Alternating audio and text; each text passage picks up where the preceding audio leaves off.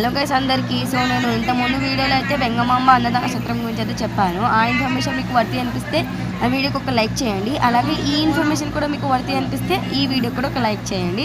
ఇప్పుడైతే మన వీడియోలోకి ఎంటర్ అయిపోదాము. సో నేను చెప్పాను కదా రూమ్స్ అయితే వెతుక్కోవాలని. రూమ్స్ అయితే వెతికాము, ఖాళీ లేవంట. క్యూ లైన్లో అయితే నించోవాలంట. రేపు మార్నింగ్ 5కి ఇస్తారంట. అవి కూడా ఖాళీ అయితే ఇస్తారు, లేదంటే నమ్మకం తక్కువ ఇస్తారో లేదో అనేది.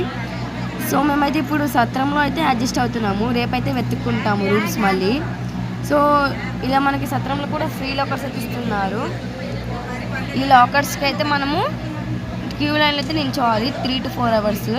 సో మా డాడీ అయితే నించున్నారు క్యూ లైన్లో. సో మా డాడీ నుంచి ఆల్రెడీ 2 hours అవుతుంది. సో చూడాలి వస్తాయేమో లాకర్స్ వచ్చినాక నెక్స్ట్ వీడియో అయితే అప్లోడ్ చేస్తాను.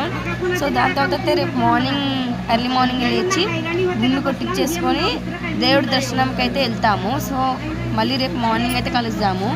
సో ఒకవేళ ఇప్పుడైతే మాకు లాకర్ వస్తే ఇప్పుడు ఇంకొక షార్ట్ కూడా పెడతాను. రేపు మార్నింగ్ మళ్ళీ కలుద్దాము. Bye bye. అంతవరకు మన ఛానల్ని యూట్యూబ్లో అయితే సబ్స్క్రైబ్ చేసుకొని ఇన్స్టాగ్రామ్ అయితే ఫాలో చేయండి. Thank you for watching.